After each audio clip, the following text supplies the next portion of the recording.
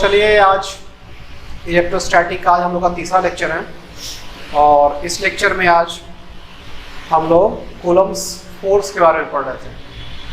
Coulomb's law, Coulomb's force के बारे में बताया था और उसके बारे में हम लोग पिछले क्लास में देखे थे कि वो किस किस चीज़ पे डिपेंडेंट होता है और कब अट्रैक्टिव होता है और कब रिपल्सिव होता है। तो आज हम कूलम्सी लॉ से वहाँ से स्टार्ट करेंगे और उसके फॉर्मूला को पहले हम लिखते हैं। तो फॉर्मूला ये था, अकॉर्डिंग टू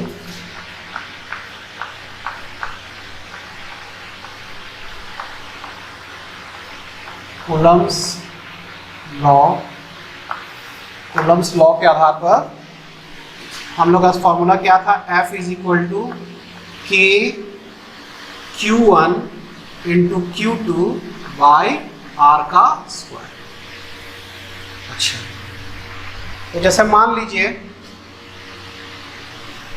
एक चार्ज पार्टिकल है Q1 और एक दूसरा चार्ज पार्टिकल है Q2, दोनों के बीच है डिस्टेंस R।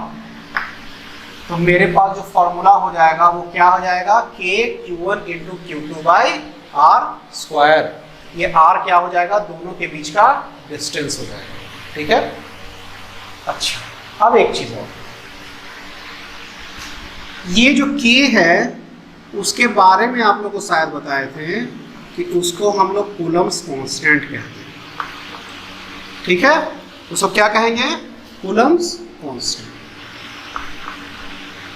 और ये कूलम्स कांस्टेंट का वैल्यू क्या होता था, ये नियरली इक्वल टू, इसका एग्जैक्ट हम पहले वैल्यू लिख देते हैं, ये 8.98 into 10 to the power 9 newton metre square पर कूलम स्क्वायर होता है।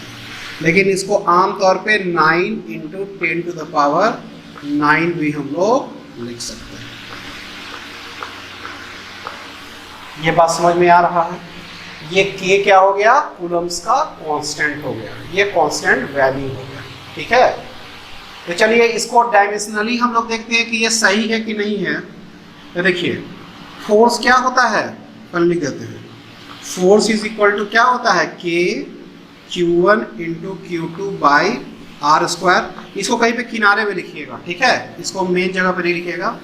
तो देखिए फोर्स क्या होता है, न्यूटन, इसका तो न्यूटन होगा। अच्छा, K आपका क्या है, वो आपका क्या है, इतना वैल्यू और इसका यूनिट क्या है, न्यूटन मीटर स्क्वायर पर कूलम स्क्वायर। अच्छा, Q1 Q2 क्या है, चार्ज है, तो कूलम यानी कि कूलम का स्क्वायर। अच्छा, R क्या है, डिस्टेंस है यानी कि मीटर का square. Coulomb square metre square cut गया तो ये न्यूटन बचा, तो ये फोर्स का न्यूटन का वैल्यू होगा।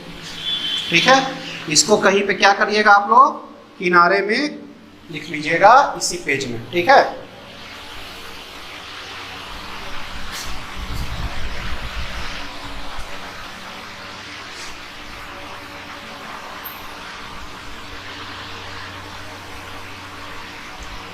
अब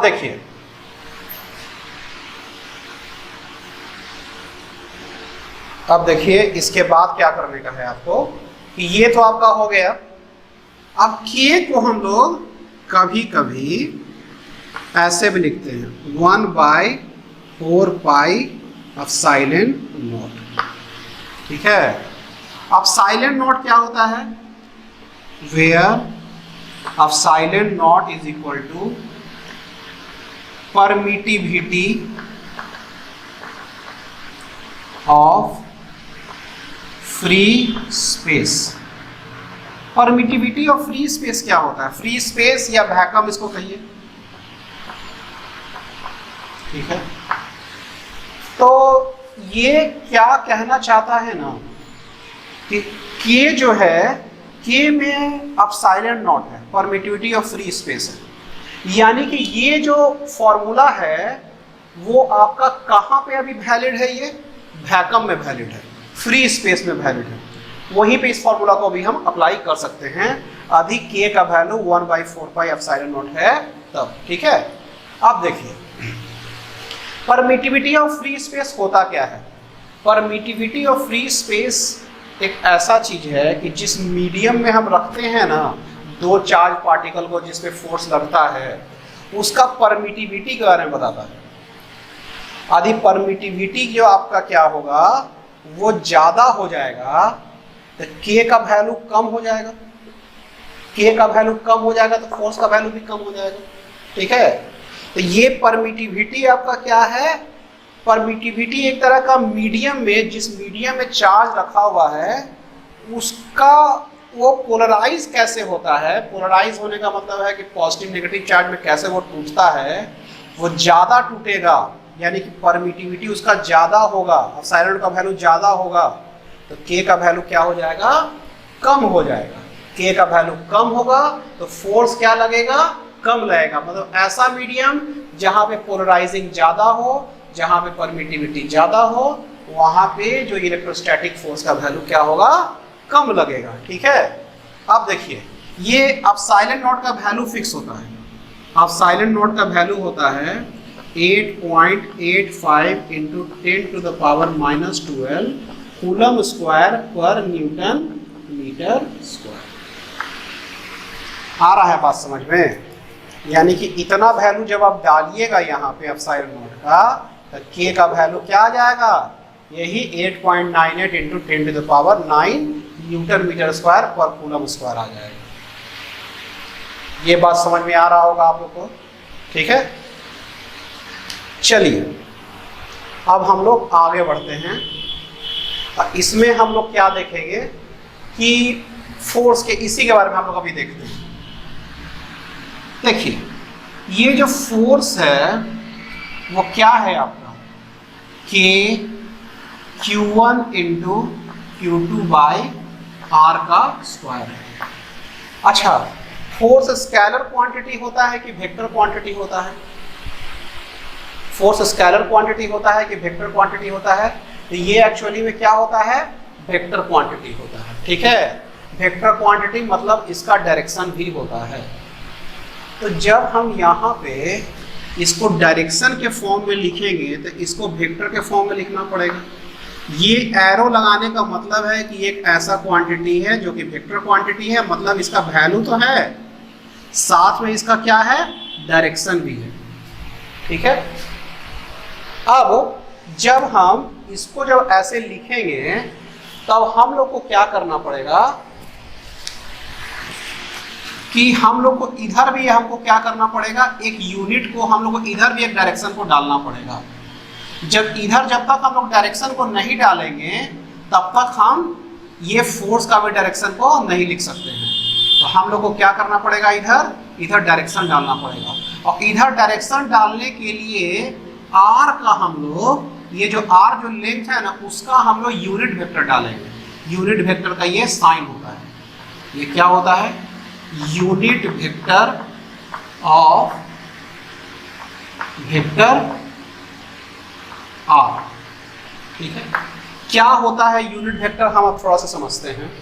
यूनिट वेक्टर आप लोग के लिए समझना बहुत इंपॉर्टेंट है, और 11th वाले में आप लोग वीडियो देखिएगा तो उसमें वेक्टर स्टार्ट होगा आप लोग का, तो उसमें वेक्टर में आप लोग यूनिट वेक्टर को और अच्छे से समझ सकते हैं। ठीक है, यूनिट वेक्टर मतलब क्या होता है, यूनिट वेक्टर को लिखते कैसे हैं, ये दोनों चीज बताया जाएगा वहां पर।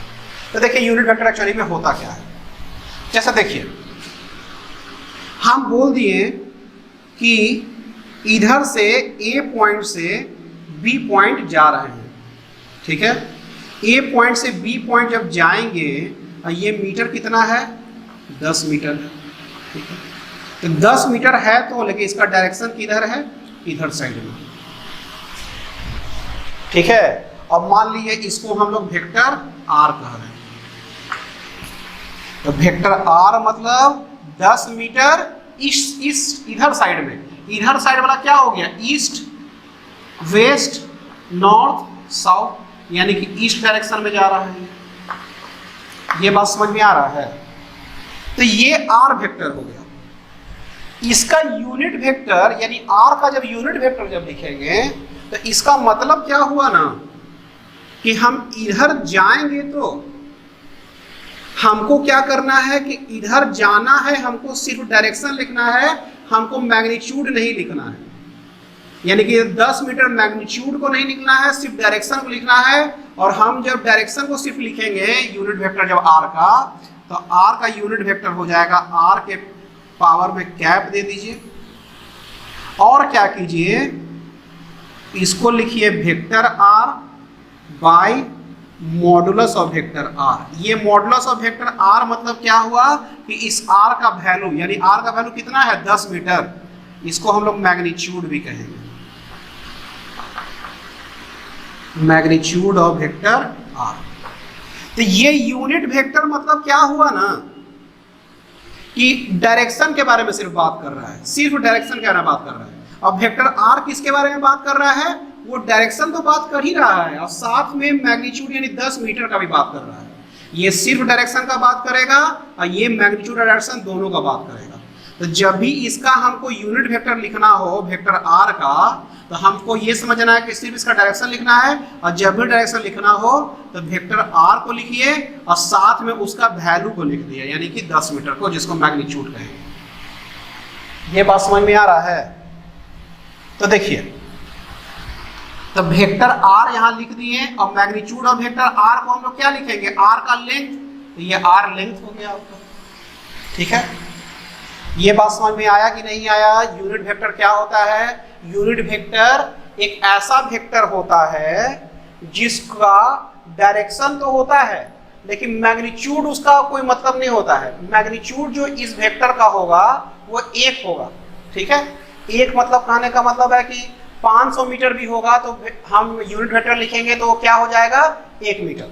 10 मीटर भी होगा तो यूनिट वेक्टर उसका लिखेंगे तो क्या हो जाएगा 1 मीटर। वो 1 हम इसलिए रखते हैं कि यहाँ पे 1 रहेगा तभी नहीं मल्टीप्लाई होके सेम चीज रहेगा।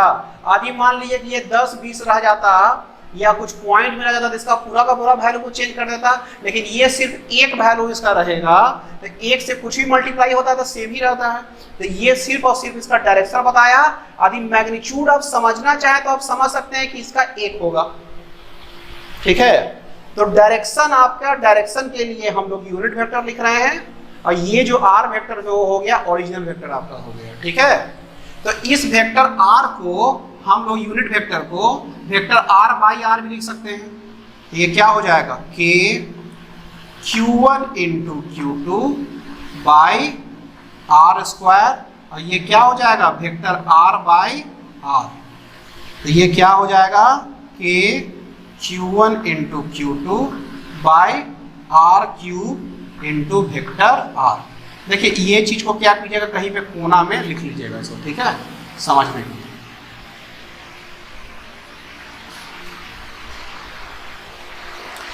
वेक्टर के फॉर्म में भी हम इसको लिख लिए। वेक्टर क्या है, ये वेक्टर आर है तो वेक्टर आर क्या बता रहा है आपको, डायरेक्शन बता रहा है। तो ये जो फाइनली मेरे पास इक्वेशन आ गया vector F is equal to ये वाला इक्वेशन आ गया। ठीक है, ये वेक्टर एफ यानी एफ का भी कोई डायरेक्शन है और आर का भी कोई डायरेक्शन है। ठीक है,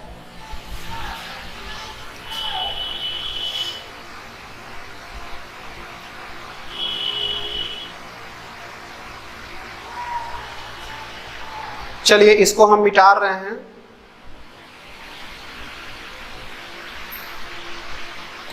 उतार लीजिए इसको 1 मिनट।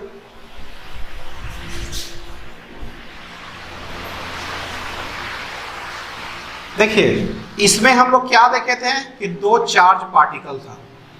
ठीक है, एक था Q1 और एक था Q2 और दोनों के बीच का डिस्टेंस क्या था, R था। ठीक है, तो ये जो इक्वेशन जो है ना कूलम्स लॉ का, तभी वैलिड है जब उसमें कुछ कंडीशन रहेगा। वो कंडीशन को हम लोग लिखते चलेंगे, कुछ कुछ लाइन या कंडीशन को लिखते हैं।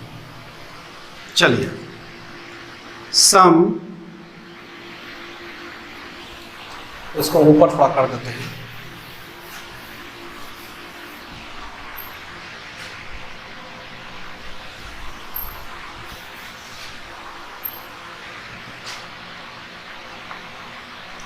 Some points about Coulomb's law। पहला point,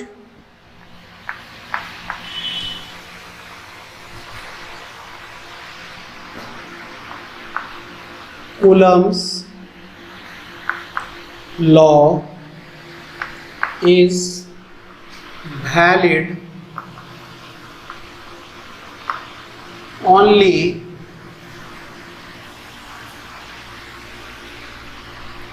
if the distance between two charged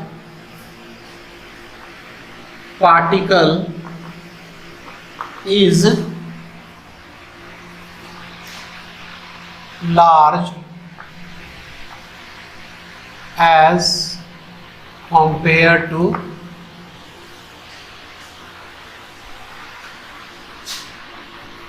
dimension of the charge particle। मतलब कहना क्या चाहता है ना ये कि जब दो चार्ज पार्टिकल है, दोनों के बीच डिस्टेंस r है, तो इसका जो डायमेंशन जो होना चाहिए ना, वो ये जो r होना चाहिए इसके डायमेंशन से, इसके डायमीटर से बहुत लार्ज होना चाहिए। ठीक है, यदि ऐसा नहीं होगा तब हम ये वाला इक्वेशन को यहाँ पे नहीं लगा सकते। हो सकता है कि ये क्या हो जाए, स्फीयर बहुत बड़ा साइज में हो जाए, यही बहुत बड़ा साइज में हो जाए और दोनों के बीच का दूरी कम रहे, तब ये वैलिड नहीं रहेगा। हम लोग को ये तभी हम अप्लाई कर सकते हैं कि जब दूरी बहुत ज़्यादा हो और इसका डायमेंशन उसके रेस्पेक्ट में बहुत कम हो, तभी हम इस इक्वेशन को वैलिडिटी होगा और इस इक्वेशन को अप्लाई कर सकते हैं। ठीक है, देखिए ये बात समझ में आ गया है। अच्छा, इसमें एक और पॉइंट लिखते हैं,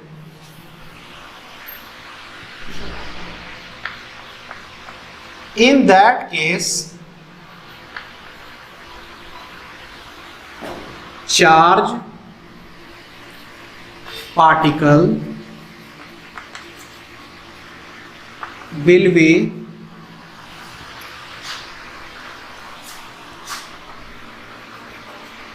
called as point charge।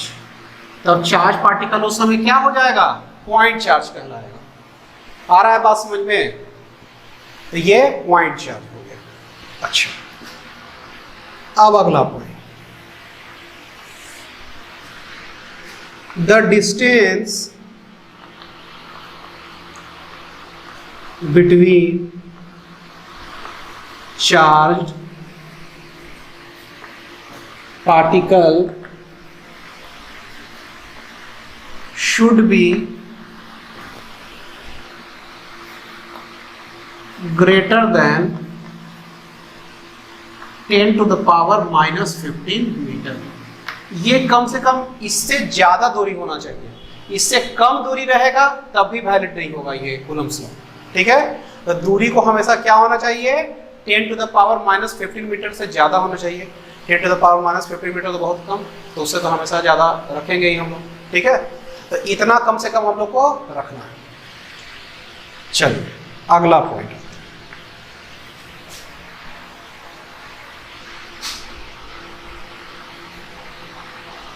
Coulomb's law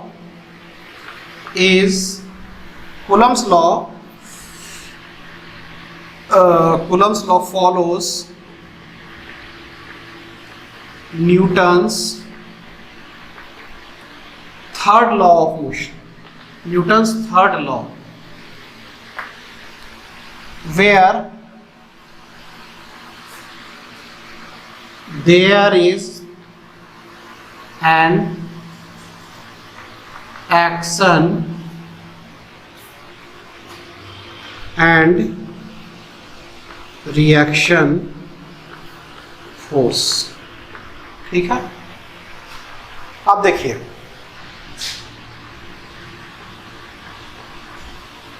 एक चार्ज पार्टिकल है प्लस क्यू, इधर भी एक चार्ज पार्टिकल है प्लस क्यू, तो ये वाला चार्ज पार्टिकल इस पे जो फोर्स लगा रहा है, यही वाला चार्ज पार्टिकल इस पे फोर्स लगा रहा है। एक्शन रिएक्शन हो रहा है, कोई इस पे एक एक्शन कर रहा है तो दूसरा भी उसको वही फोर्स लगा रहा है, ठीक है। तो एक्शन रिएक्शन फोर्स हो गया ये न्यूटन्स थर्ड लॉ में क्या होता है, किसी पे जितना फोर्स लगाएगा उतना ही आप पे भी वो फोर्स लगाएगा, तो उसमें ऐसा हो रहा है, ठीक है। तो इसीलिए ये एक्शन रिएक्शन फोर्स हो गया, ठीक है। चलिए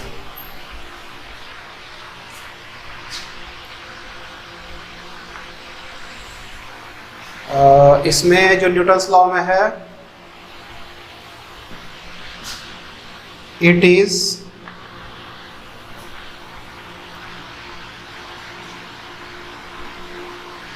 कंजर्वेटिव, ये फोर्स कंजर्व रहता है, ठीक है, कंजर्वेटिव इन नेचर, ये फोर्स बर्बाद नहीं होता है, ये हमेशा कंजर्व रहेगा, ठीक है, दूरी उतना रहेगा तो ये फोर्स हमेशा कंजर्व रहेगा, ठीक है। चलिए इसको उतारिए फट से।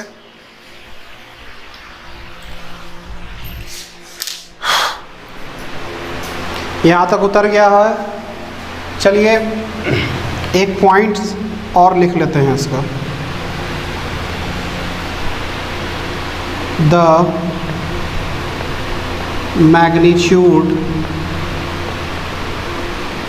of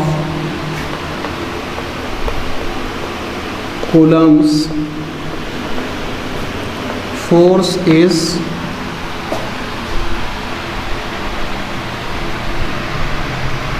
greater in magnitude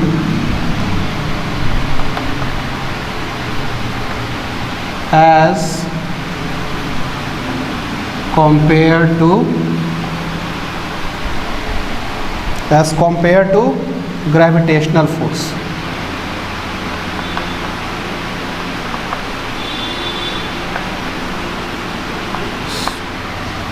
इसको भी लिख लीजिएगा।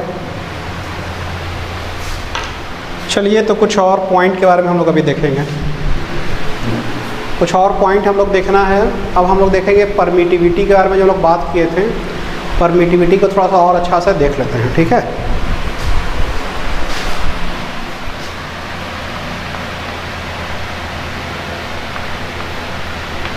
अबाउट परमिटिविटी, परमिटिविटी होता क्या है इसके बारे में लिखते हैं। Permittivity is the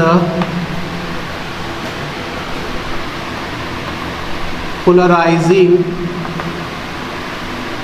effect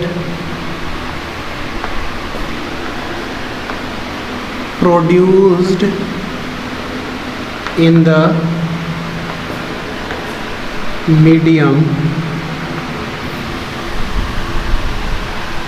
Permittivity is the polarizing effect produced in the medium when the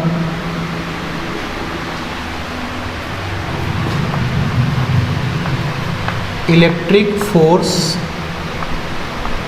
acts in that medium।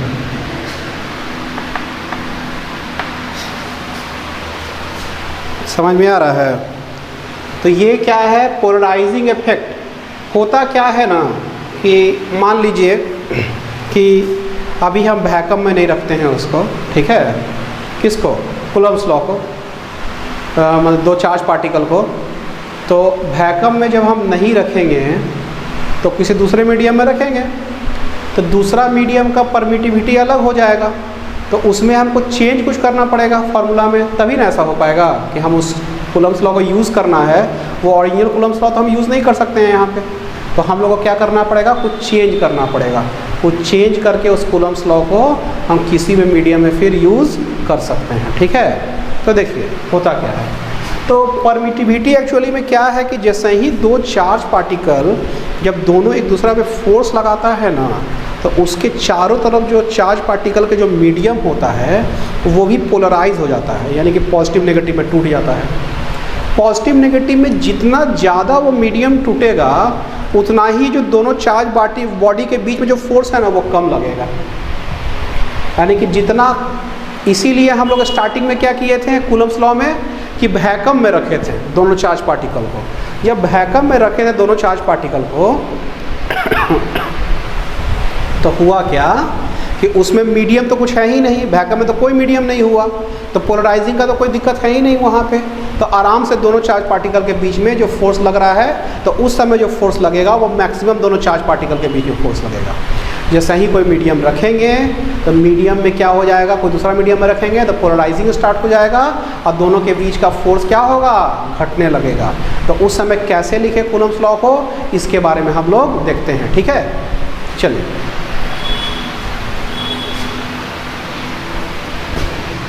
देखिए मेरे पास क्या था, F इज इक्वल टू के Q1 into Q2 by r square. के को हम लोग क्या लिखे थे, 1/4 pi epsilon naught Q1 into Q2 by r square, ऐसा ही ना लिखे थे। तो ये वाला मेरे पास फाइनली फॉर्मूला था। अच्छा, अब एक चीज़ है, रिलेटिव परमिएबिलिटी एक टर्म है, ठीक है, relative permeability, relative permittivity.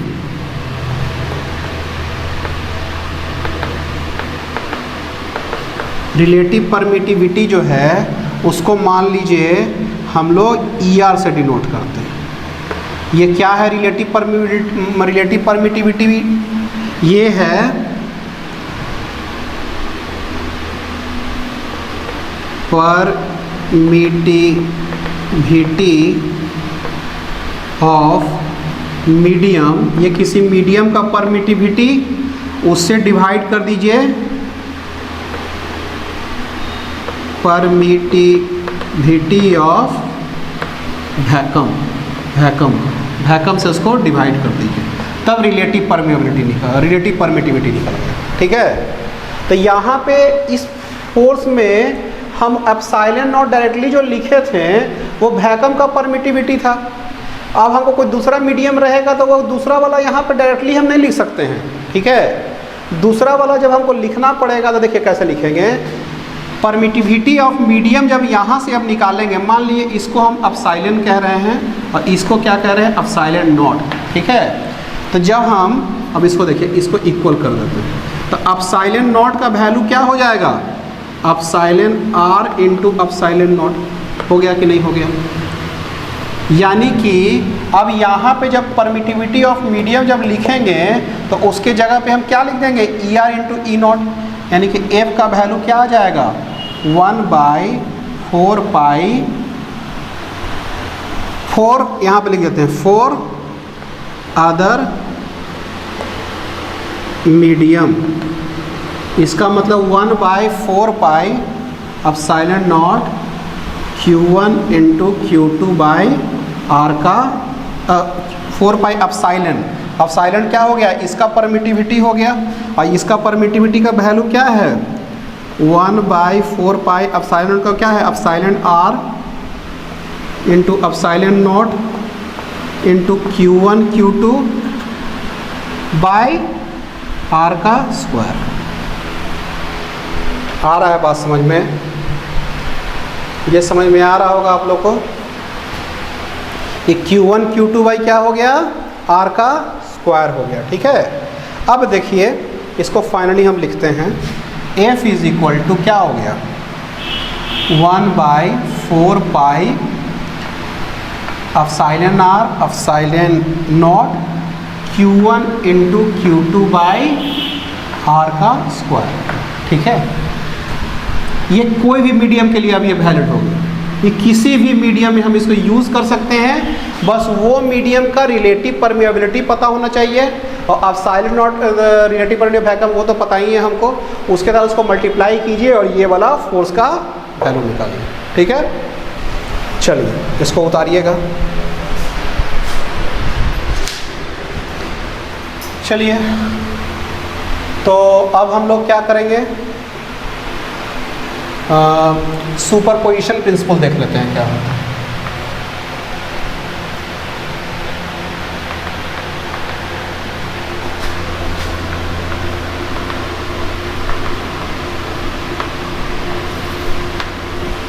Superposition principle में क्या है कि जैसे मान लीजिए किसी चार्ज बॉडी को इलेक्ट्रिक फील्ड वाले एरिया में रखा हुआ है, तो उस पर हो सकता है कि बहुत सारा चार्ज हो उस एरिया में, और वो सभी चार्ज पार्टिकल किसी खास चार्ज बॉडी पे फोर्स लगा रहा हो, सब अलग अलग मिल के लगा रहा हो एक ही चार्ज बॉडी पर। तो वो जो चार्ज बॉडी जिसे फोर्स लग रहा है उस पर जब फोर्स निकालना हो तो हम लोग क्या करेंगे कि जितना भी अलग अलग फोर्स निकाल रहा था ना, सबका वेक्टर सम कर देंगे। वेक्टर तरीका से क्या करेंगे, सबका ऐड कर देंगे। वेक्टर तरीका से ऐड करने का मतलब कि उसका मैग्नीट्यूड को भी ध्यान में रखना है और डायरेक्शन को भी ध्यान में रख के हमको ऐड करना पड़ेगा। जब हम ऐड करेंगे तो किसी भी पॉइंट चार्ज पे जो फोर्स होगा टोटल, वो नेट फोर्स निकल जाएगा। तो इसके बारे में सबसे पहले एक लाइन लिख देते हैं, the net force on any charged particle due to the other several charge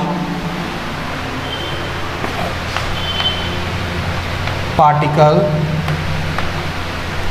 will be vector sum of all the forces। यानी कि आप F नेट फोर्स निकाल रहे हैं किसी चार्ज पार्टिकल पे, तो ये हो जाएगा F1 vector plus F2 vector plus F3 vector plus so on. इस तरह से हम लोग क्या कर सकते हैं, टोटल फोर्स हम किसी भी चार्ज पार्टिकल पर निकाल सकते हैं। ठीक है, चलिए इसको उतारिएगा जल्दी से।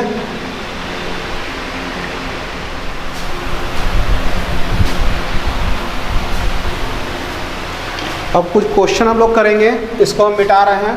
ठीक है, कूलम्स लॉ से रिलेटेड हम लोग अभी 2-3 क्वेश्चन करने वाले हैं जो बहुत इंपॉर्टेंट क्वेश्चन है।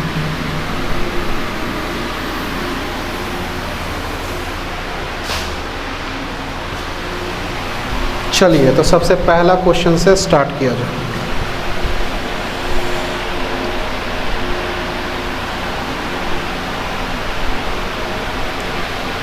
क्वेश्चन है,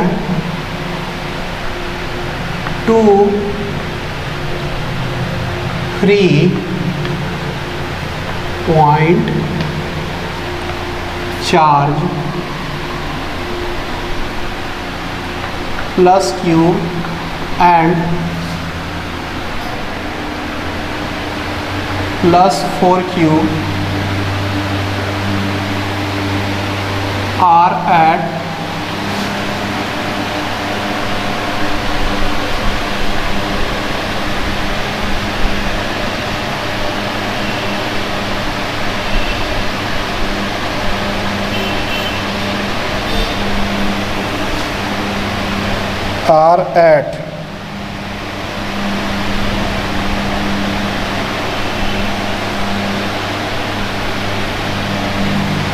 L distance apart। दोनों के बीच का दूरी कितना है,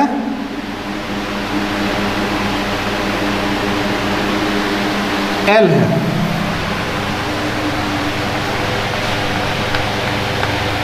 A third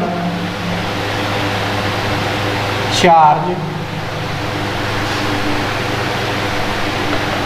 is so placed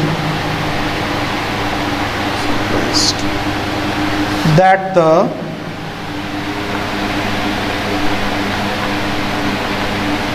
entire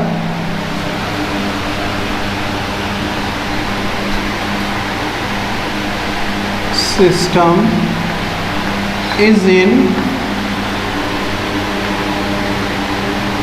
equilibrium.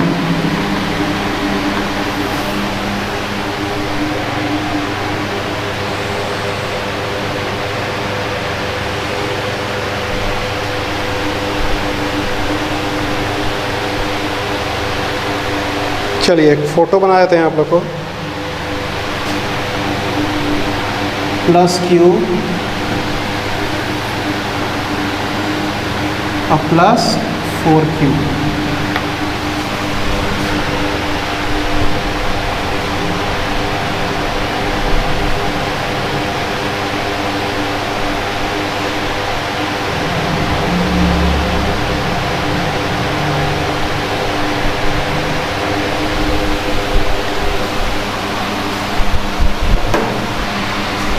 और दोनों के बीच का दूरी L। थर्ड चार्ज को कहाँ रख दिया जाए?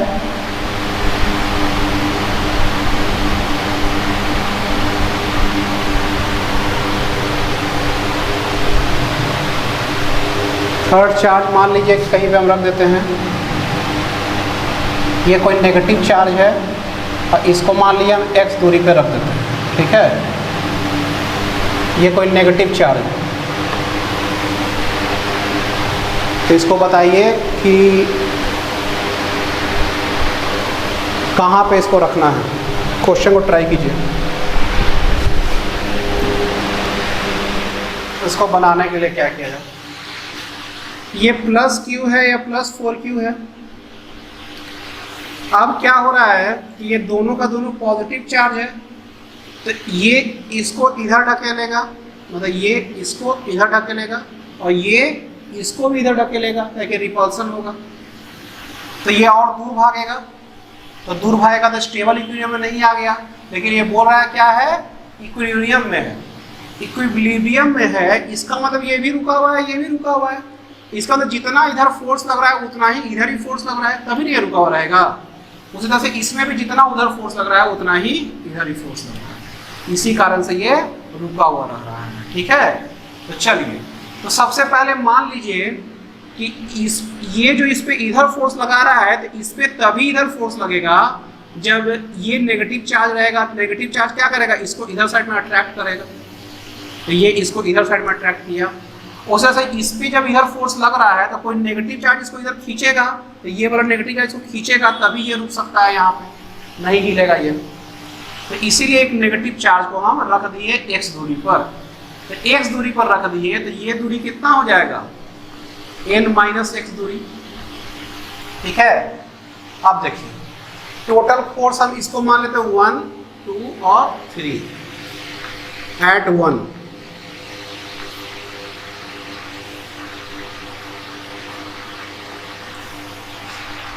क्या है इसका जो टोटल फोर्स है इधर कितना लग रहा है?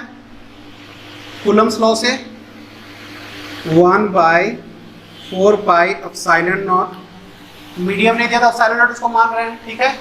अच्छा, Q इंटू 4Q। अब बाई दोनों के बीच का दूरी कितना है? L है, तो L का स्क्वायर। अच्छा, तो ये जो है मान लीजिए इसका चार्ज अभी बड़ा वाला Q मान लेते हैं, ठीक है। तो ये वाला जो होगा फोर्स कितना लगेगा? ये इधर साइड में लगेगा, तो क्या लगेगा? 1/4 pi epsilon not Q into Q by दोनों के बीच का दूरी x स्क्वायर। आ रहा है बात समझ में? तो 1/4 पाई एप्सिलॉन नॉट कट गया, छोटा q कट गया, ठीक है। तो Q इज इक्वल टू बड़ा वाला Q इज इक्वल टू क्या आ गया? 4Q x square by L square. आ रहा है बात समझ में?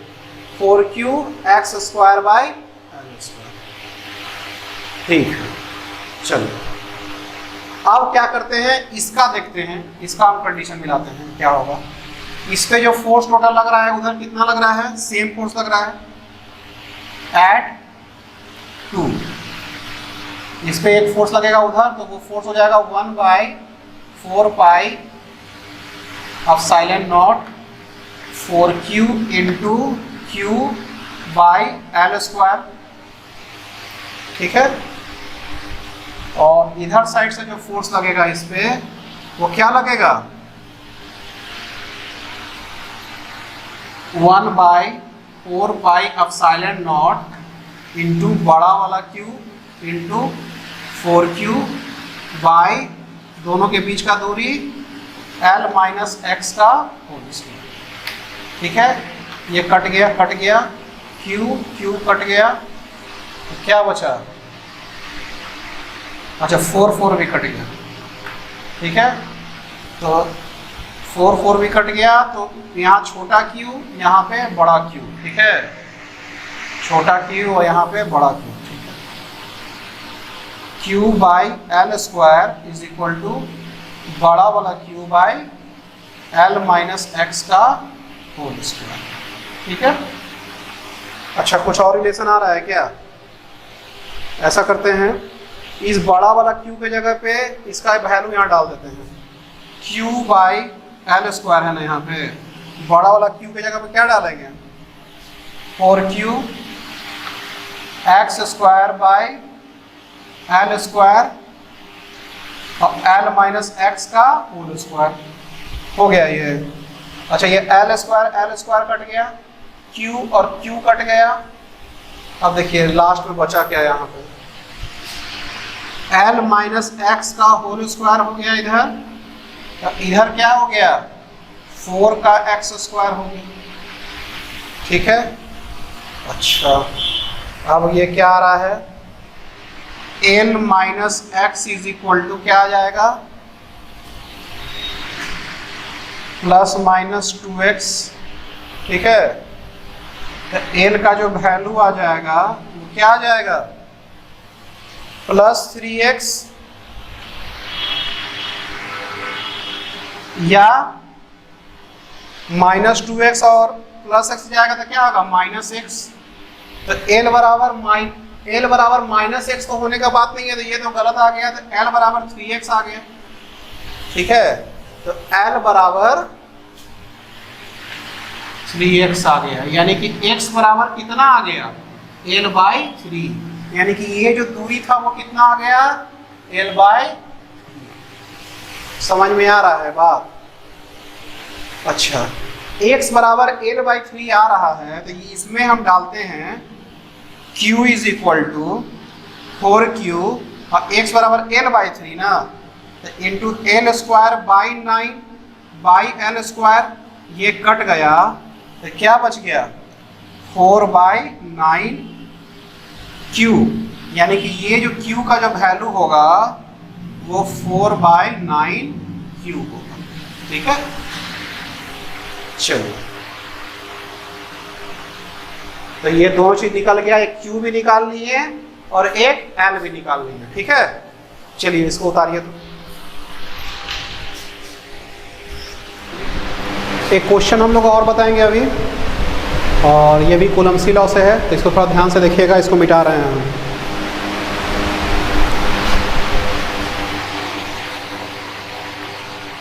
Three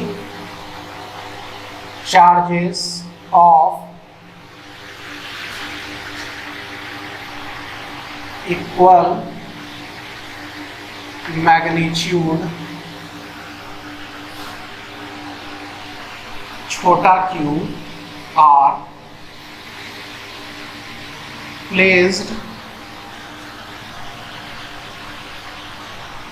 at the vertices of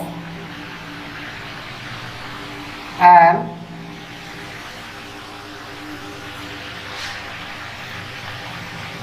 equilateral triangle of side छोटा l. How can the system of charges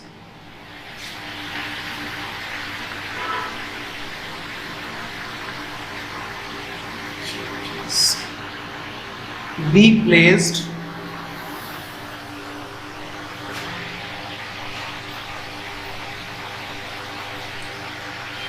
in equilibrium.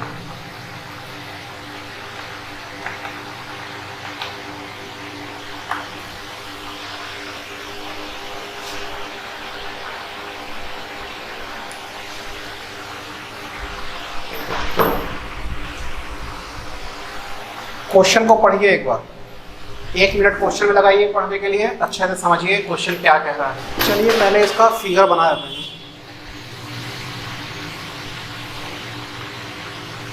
सबका चार्ज का वैल्यू Q Q Q, ठीक है। अच्छा, अब क्या है कि ये तीनों चार्ज क्या है, इक्विलिब्रियम में है। ये कब इक्विलिब्रियम में रहेगा उसके लिए कंडीशन पूछ रहा है कि क्या करें। अभी देखा जाए तो ये इक्विलिब्रियम में नहीं है। जैसे देखिए, एक चार्ज पार्टिकल को देखते हैं कि ये चार्ज पार्टिकल पे क्या क्या फोर्स लग रहा है। तो ये वाला चार्ज इस पे एक फोर्स इधर साइड में लगाएगा, और ये वाला चार्ज इस पे एक फोर्स ऐसे लगाएगा, ठीक है। तो ये दोनों फोर्स का वैल्यू सेम रहेगा कि सबका लेंथ L है।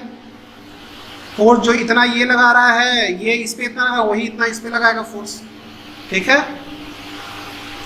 अच्छा, अब देखिए, तो ये दोनों जो फोर्स होगा उसका जो नेट वैल्यू होगा वो यही दोनों के बीच में एकदम होगा, क्योंकि दोनों का वैल्यू सेम है। ये फोर्स भी क्या होगा, एकदम बीच में इसका वैल्यू आ जाएगा, ठीक है। तो नेट फोर्स इधर हो जाएगा, यानी कि ये वाला चार्ज इधर जाने लगेगा, ठीक है। अब देखिए, ये इक्विलैटरल ट्रायंगल है ना, इसका सब का एंगल 60 डिग्री, ये भी 60 डिग्री। ये 60 डिग्री है तो ये ऐसा ही निकला है, तो ये पूरा 60 डिग्री, और ये 60 डिग्री पूरा होगा तो ये दोनों फोर्स का वैल्यू सेम है और दोनों के बीच से एकदम जाएगा, क्योंकि जब दोनों वैल्यू या फोर्स दोनों का सेम है तो इसका जो वैल्यू जो होगा एकदम बीच ही से निकलना चाहिए। तो ये पूरा 60 है, तो ये वाला हो जाएगा 30, और ये भी हो जाएगा 30 डिग्री। ये बात समझ में आ रहा है कि नहीं आ रहा है? फोर्स लेकिन इधर साइड में लग रहा है, चार्ज इधर जाने लगेगा, ये रुका हुआ नहीं रहेगा। रुकने के लिए क्या करेंगे हम लोग, इसको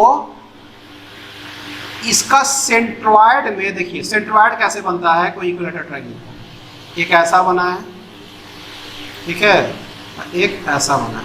तो ये जहां पे ये पॉइंट मिला तो वो हो गया इसका सेंट्रॉयड।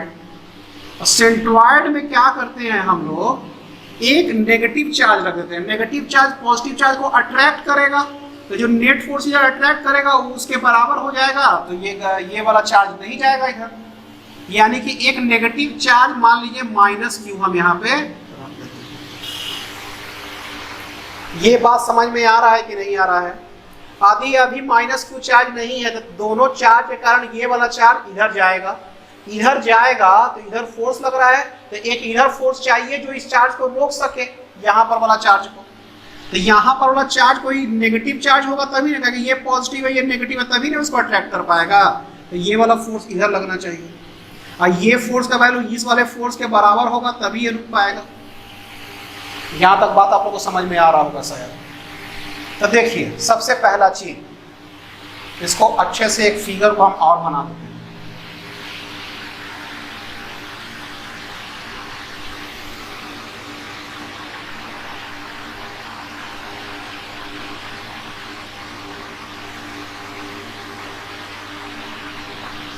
ठीक है, अच्छा, ये गया फोर्स इधर, अच्छा, इस पे +Q +Q +Q, ये वाला फोर्स इधर गया, ये मान लीजिए 1 है, ये 2 है, ये 3 है, तो ये क्या हो जाएगा 3 किसके कारण, दूसरा के कारण, और ये फोर्स ऑन 3 किसके कारण, पहले के कारण। ये दोनों मिला के इसका रिजल्टेंट फोर्स हो जाएगा। ये कौन सा फोर्स, रिजल्टेंट फोर्स। ये पूरा 60 डिग्री है सब, तो ये वाला क्या हो जाएगा इधर 30 और इधर भी 30। हमको एक तो यहाँ पे चार्ज क्या रखना है -q। ये फिगर समझ में आ रहा होगा आप लोग अच्छे से। और इसका पूरा लेंथ क्या था L था सर। तो देखिए ये 60 है, ये भी पूरा 60, तो ये 20 से गया है तो ये 30, तो ये पूरा लेंथ L है। अच्छा इसका नाम दे देते हैं, इसका नाम दे देते हैं, इसको डायरेक्ट ABC कर देते हैं, A B और C। तो F on C by B और F ऑन C बाई, ठीक है, इतना आसान हो गया। अच्छा अब देखते हैं इसमें कि इस यहाँ पे ABC हो गया, इसको D लिख देते हैं, ये वाला। तो AD का जो लेंथ हो जाएगा, AD का जो लेंथ हो जाएगा वो क्या हो जाएगा AC cos 30, AC cos 30। ये बात समझ में आ रहा है कि ये जो लेंथ होगा यहाँ से यहाँ तक इसका cos 30 का, ये 30 डिग्री एंगल है। तो चलिए cos 30 का वैल्यू क्या हो जाएगा √3/2, तो √3/2 AC हो गया। अच्छा सेंट्रॉइड होता है, ये सेंट्रॉइड जब होता है तो इसको 3 रेशियो में काटता है, 2:1 के रेशियो में इसको काटता है। तो ये हो जाएगा 2/3 ऑफ AD, और ये कितना लेंथ हो जाएगा 1/3 ऑफ AD। यानी कि ये जो पूरा लेंथ AD जो था ना, तो यहाँ से यहाँ तक का जो लेंथ ले रहे हैं इसका भी मान लीजिए नाम देते हैं AE। AE का जो लेंथ हो जाएगा वो पूरा लेंथ का 2/3 भाग होगा, और बाकी जो होगा, बाकी जो एक भाग बचेगा वो ED हो जाएगा, ठीक है। तो AE का जो लेंथ हो जाएगा वो क्या हो जाएगा 2/3 ऑफ AD। तो 2/3 और AD का लेंथ कितना है √3/2 AC। 2 कट गया, √3 कट गया, तो AC/√3। ये किसका लेंथ आ गया AE का लेंथ आ गया, ये AE का लेंथ आ गया। उसी तरह से ये CE का भी लेंथ हो जाएगा, उसी तरह से BE का भी लेंथ हो जाएगा, ठीक है। तो ये वाला लेंथ हमको निकालना इंपॉर्टेंट था, इसीलिए ये लेंथ निकाल ली है, ये लेंथ निकाल दिया, तो इसका मतलब ये लेंथ निकल गया, ठीक है। ये लेंथ निकालेंगे तब है ना चार्ज निकाल पाएंगे इन दोनों के बीच का। चलिए इसको अच्छे से उतारिए और अच्छे से समझिए, उसके बाद फिर हम आगे बढ़ते हैं।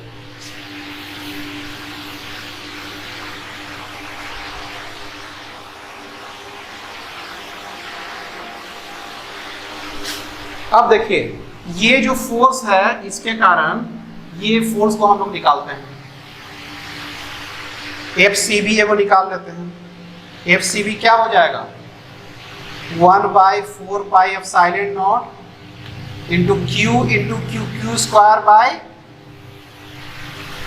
और दोनों के बीच का दूरी कितना है यहाँ से यहाँ तक का L स्क्वायर। तो ये FCB निकल गया, FCA का ये वैल्यू सेम ही होगा, ठीक है। अच्छा FCB को जब हम इधर साइड लाएंगे तो FCB cos theta cos 30 degree, और ये FCA cos 30। रिजल्टेंट फोर्स जो वो है, रिजल्टेंट फोर्स जो है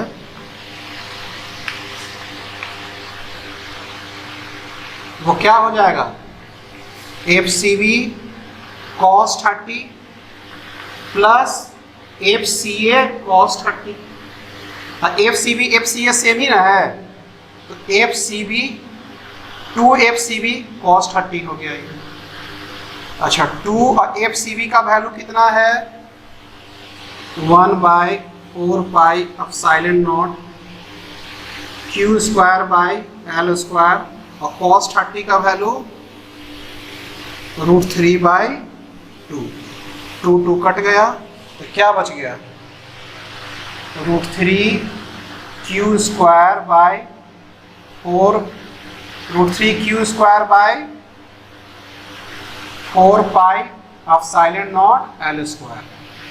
यहाँ तक समझ में आ रहा है। ये रिजल्टेंट फोर्स हम निकाल चुके हैं, ये जो रिजल्टेंट फोर्स लग रहा है ये रिजल्टेंट फोर्स इधर वाले फोर्स के बराबर होगा और इधर में चार्ज क्या है, Q। चलिए इसको आगे हम लोग देखेंगे। ये वाला नीचे वाला मिटाते हैं।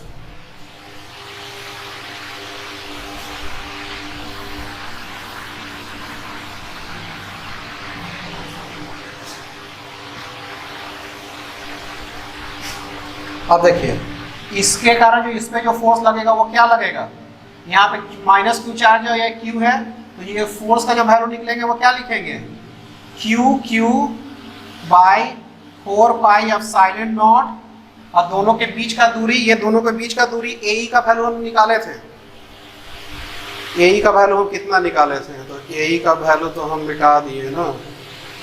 अच्छा ठीक है, एक सेकंड। AE का वैल्यू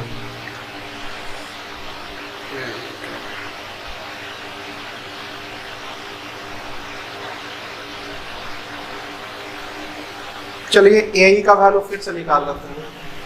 यहाँ पे AE का वैल्यू कितना होगा, 2/3 ऑफ AD था, 2/3, और AD का वैल्यू कितना था, AD का वैल्यू था L cos 30, L cos 30, ठीक है, 2/3 L और 2/3 L cos 30 का वैल्यू √3/2, यानी कि L/√3 था, ठीक है। AE का वैल्यू L/√3 था, तो Q/4 पाई एप्सिलॉन नॉट, और वो जो दूरी है AE का स्क्वायर ना लिखते हैं, तो L/√3 का स्क्वायर, ये हो गया। अच्छा ये वाला जो इधर फोर्स है वो इधर एक्सर्ट करेगा और ये वाला फोर्स को बैलेंस कर लेगा, और ये वाला फोर्स किसके बराबर होना चाहिए, √3Q² by 4 pi epsilon not L²। तो 4 पाई एप्सिलॉन नॉट कटा, 4 पाई एप्सिलॉन नॉट कटा, Q कटा, Q कटा, L² करेंगे तो L भी कट जाएगा, इधर भी L² कट जाएगा, ठीक है। तो Q बाई 1/√3 का स्क्वायर यानी 1/3, तो ऊपर आ जाएगा तो 3 हो जाएगा वो। अच्छा ये क्या हो जाएगा, √3 छोटा वाला Q, तो बड़ा वाला Q का जो वैल्यू आ जाएगा वो क्या आएगा, √3/3 इंटू Q, यानी कि Q/√3, यानी कि बड़ा वाला Q का वैल्यू कितना आ गया, Q/√3।